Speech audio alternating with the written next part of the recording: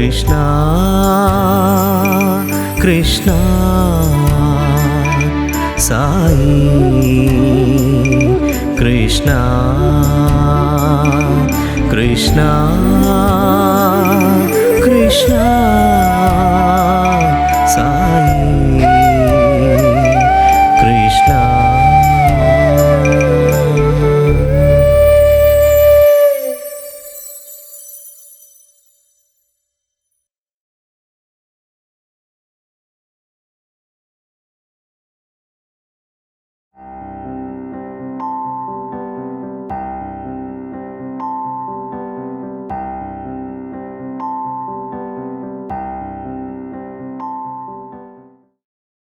పుట్టపర్తికి పోతే స్వామి అక్కడ శివుడు, కానీ బృందావనం వచ్చినప్పుడు స్వామి చాలా ఫ్రీగా ఉండేవారు. అంటే ఆ రోజులో దర్శన్ స్వామి బయట వస్తూ ఉంటే మేము స్వామితోనే నడిచేవాళ్ళం. ఒకరోజు ఏమైందంటే ఒక ఫారినర్ వచ్చి, మీరంతా స్వామిని కవర్ చేసేస్తున్నారు, మీరు ఎవ్వరూ 100 meters కంటే దగ్గర రాకూడదు అని ఒక టేప్ తీసుకొచ్చి మెషర్ చేసి చూపించారు. నెక్స్ట్ డే పొద్దున మేమంతా కూర్చున్నాం. స్వామి వచ్చి వార్డెన్ దగ్గర, ఏమైంది వీళ్ళకి జబ్బా అన్నారు. ఎందుకు కూర్చున్నారు అంటే ఏం చెప్పలేకపోయాం. కానీ స్వామి చిన్నపిల్లలు ఇవ్వండి అన్నారు. ఇట్లా ఉండాలి, ఏం అట్లా కూర్చుంటారు పెద్దవాళ్ళలాగా అన్నారు. కాబట్టి ఎప్పుడు స్వామి ఎక్కడ పోతేనో స్వామితోనే నడిచేవాళ్ళం. దర్శన్కి వెళ్ళినప్పుడు కాలేజ్ వరకు వెళ్ళి తర్వాత స్వామి దర్శన్కి వెళ్తారు, మేము ఆ ట్యాంక్ లోపల వెళ్ళి అటువైపు హాస్టల్ దగ్గర వస్తాం. స్వామి ఇక్కడి నుంచి వచ్చి సాయిరాం షెడ్ ఒక సైడ్ అట్లా చుట్టుకొని డైరెక్ట్గా హాస్టల్కి వచ్చేవారు. అక్కడ వచ్చి కూర్చొని మాట్లాడేవారు చాలాసేపు, అంటే 2 hours అట్లా రోజు స్వామి వచ్చేవారు, పొద్దున సాయంకాలం.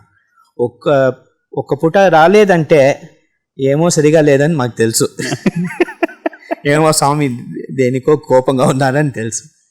ఇది నా 2nd degree టైం. ఆ డైనింగ్ హాల్లో కడప స్లాబ్ టేబుల్స్ ఉండేవి, దానిపైనే మా డిన్నర్ లంచ్ అంతా. దాని మధ్య స్వామి వచ్చి కూర్చునేవారు, ఒక సోఫా లాగా ఇది చైర్ లాగా పెట్టి అది పెట్టేవారు. అంటే మేమంతా నిల్చుకోలేవాళ్ళం. అనూప్ సి షా అని ఒక అబ్బాయి ఉండేవాడు. వాడు చాలా చాలా భక్తి, కానీ చదువు రాదు, చదువులో చాలా ఇది వీక్. కానీ భక్తి అంటే స్వామి పైన అంత ప్రేమ. ఆయన స్వామికి అంత సిల్వర్ వెసల్స్ ఆయన తెచ్చాడు. ఆ సిల్వర్ వెసల్ కడగాలంటే కూడా స్నానం చేసేసి కడిగేవాడు. ఆయన చాలా స్ట్రిక్ట్ మాతో. ఆయన అరిస్తే మేమంతా భయపడేవాళ్ళం. ఆయన ఎప్పుడు స్వామికి ఈ శనక్కాయలు ఫ్రై ఇచ్చేసి ఎక్కడ పెట్టి మా దగ్గర ఎవరి దగ్గర అయినా స్వామి కూర్చున్నప్పుడు ఆఫర్ చేయాలి, ఇవ్వండి అని. సో ఒకరోజు అట్లా స్వామి కూర్చున్నారు, ఏమో మాట్లాడుతున్నారు జనరల్గా. ఒక అబ్బాయి స్వామి దగ్గర ఇచ్చాడు. స్వామి ఒకే ఒక శనక్కాయ తీసుకొని నోట్లో వేసుకోవాలని అట్లా వెళ్ళారు. తర్వాత మళ్ళీ దాంట్లో పెట్టేశారు. స్వామి తీసుకోండి స్వామి. అప్పుడు స్వామి అన్నారు, లేదు నేను తీసుకోను, ఇంతమంది మీరు చూస్తూ ఉన్నారు, నేను మాత్రం తీసుకుంటే అది ఎట్లా బాగలేదు అన్నారు. మేము ఏమైనా చెప్పాలి కదా. కాబట్టి ఒక అబ్బాయి అన్నాడు, స్వామి అది మహాభారతంలో ఒక ఇన్సిడెంట్ ఉంది స్వామి.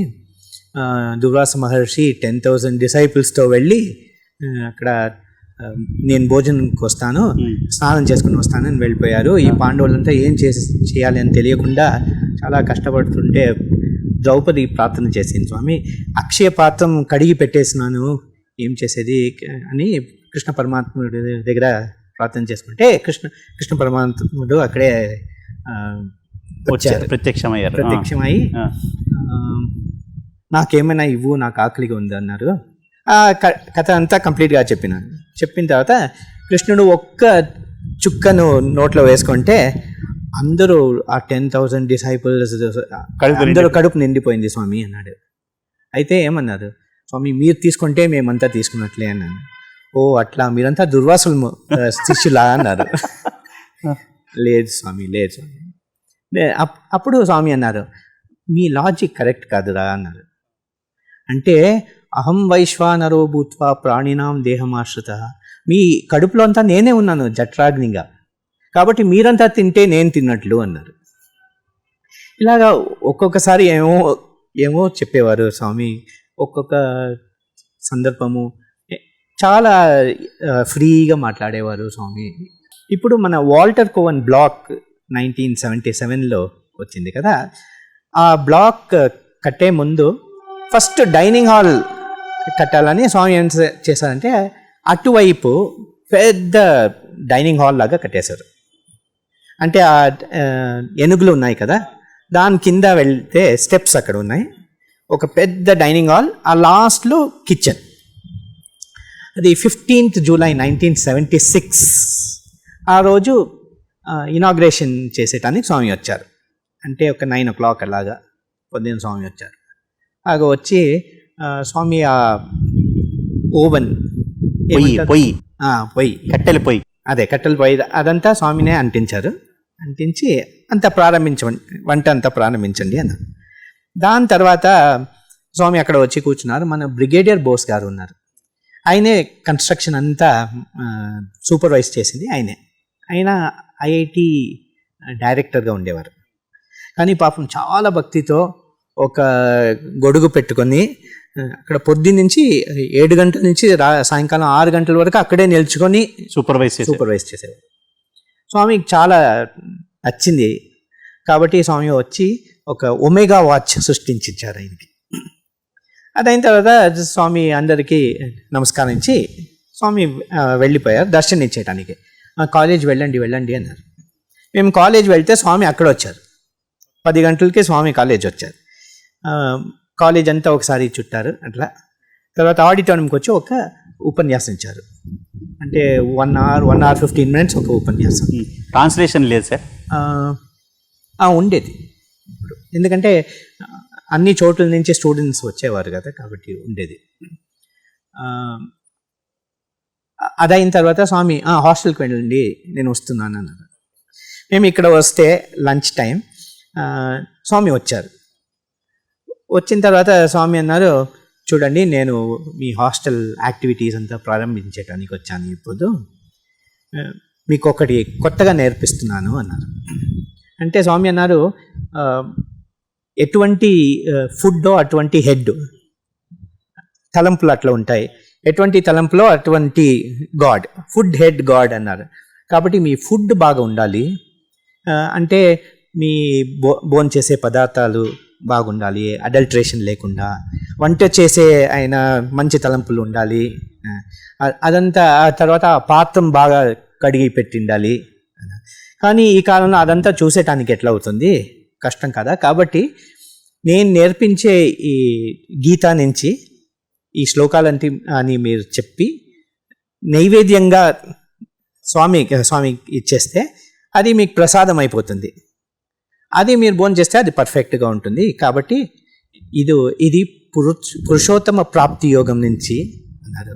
చెప్పిన తర్వాత స్వామి అన్నారు, మీరు ఎంతో అదృష్టవంతులు, ఎందుకంటే ఆ పురుషోత్తముడు అర్జునునికి చెప్పిన పురుషోత్తముడు ఈరోజు మీకు నేర్పిస్తున్నాడు అన్నారు. తర్వాత బ్రహ్మార్పణం నేర్పించారు. బ్రహ్మార్పణం, అహం వైశ్వానరో భూత్వా, తర్వాత అసతోమ, ఇవి 3 చెప్పమన్నారు. మేము చెప్పాము. ఆ రోజు నుంచి ప్రారంభమైంది.